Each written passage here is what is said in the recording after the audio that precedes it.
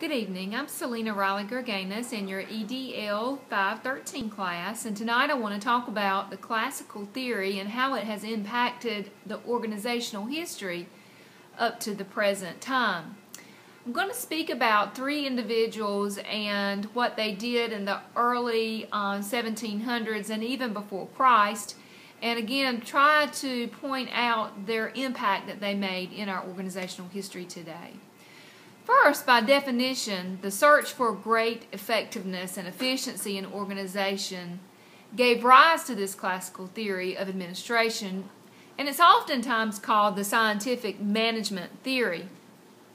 It is the oldest theory of management, and it's a theory in which work began to be specialized or divided into specialized tasks, and those tasks were standardized based upon the abilities of the folks who were working at that particular task.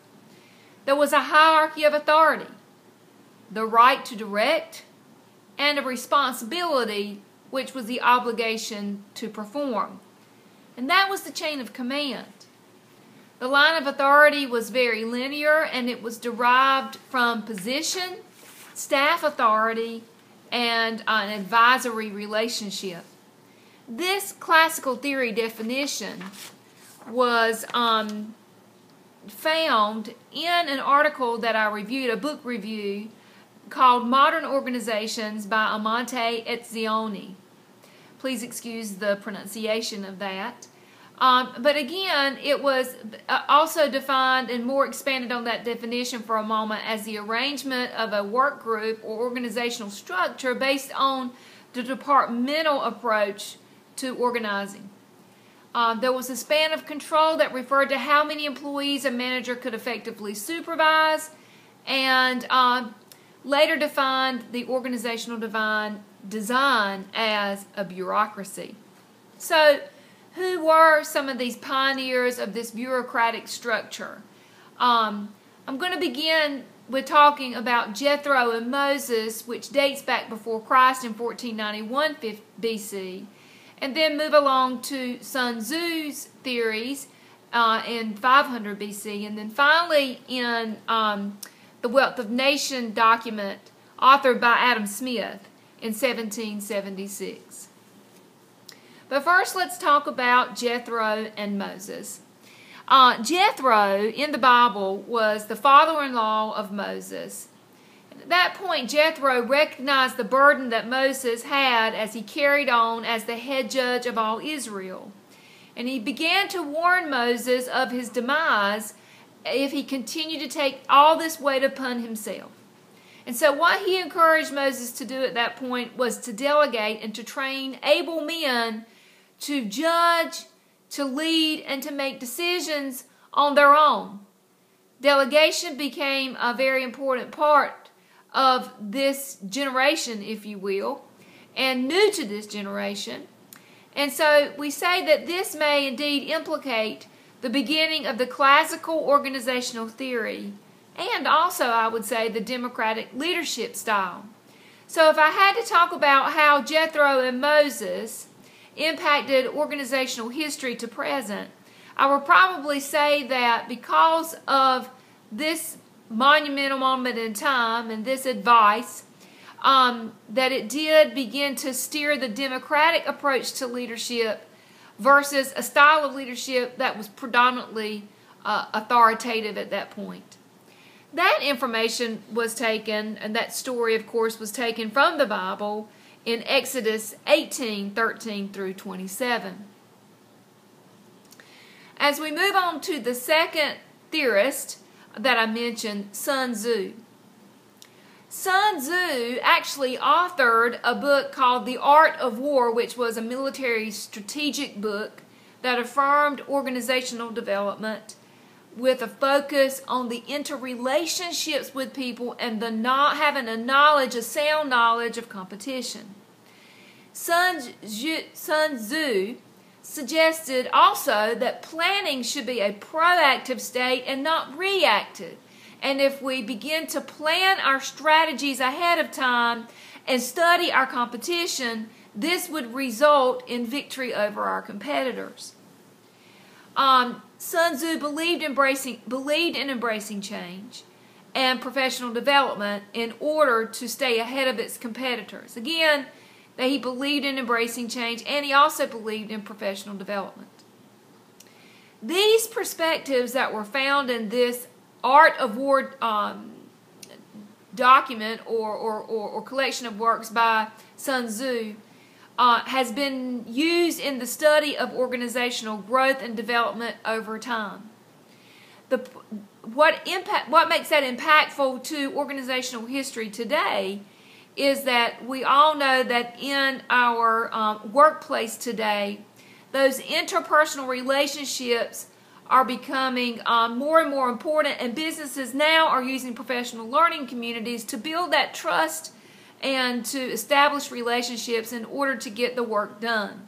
Again, steering away from the more hierarchical approach to organizational theory and the authoritative leadership style into a more democratic leadership style.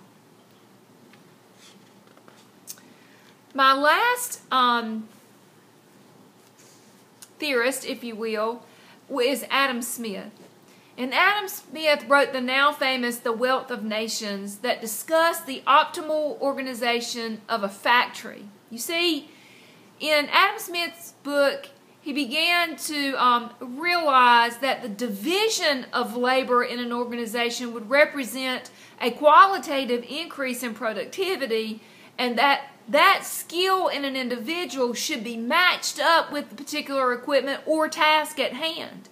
So at this point in time in The Wealth of Nations, we begin to see how workplaces are really looking at the dynamic of the worker and steering their particular skill set to a particular task to be done. And that division of labor then would create a more productive workplace.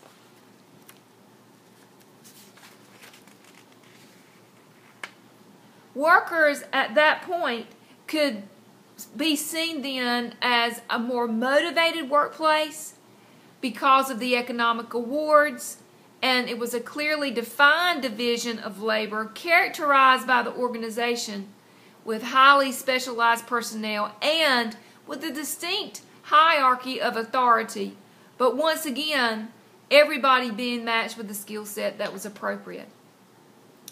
Now, this has impacted organizational history to present because of our workplace today. This same type of division of labor still remains true. Now, often that division of labor is controlled by the amount of education level or the amount of experience that the worker may have, and that steers them into the division of labor that's most appropriate for their skill set.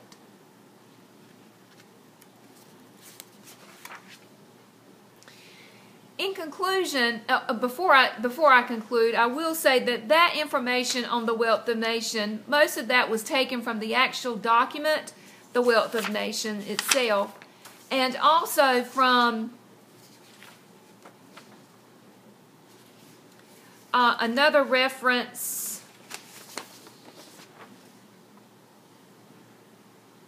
from the Mejia, Balkan, and Cardi book entitled Management, People, Performance, and Change.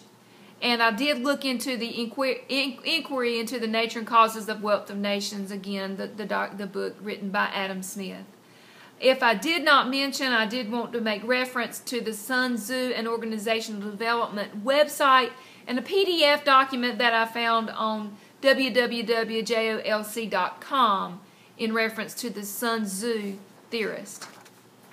In conclusion, I would add that the classical approach viewed the organization from a highly managerial standpoint, and it argued that higher productivity leads to higher profits, which in turn leads to a higher pay and greater worker satisfaction. That impacts our workplace today as well. So the evolution of the beginnings of this classical theory into organizational management have been very important to us in how we're running our business today. Focusing on the individual skill set, focusing on building those interpersonal relationships, and dividing the labor into subsets that it can become a more productive workplace in itself. In the school system, I will say that having the organizational theory is really important in how we're running our schools today in professional learning communities, and getting the entire staff to contribute to the decision-making process for school improvement and student success. Each individual has a different skill set, one no greater than the other. And so cafeteria workers oftentimes, and parents and students and teachers alike, can come together and make those decisions that will best impact the student. Thank you very much, and this concludes my presentation.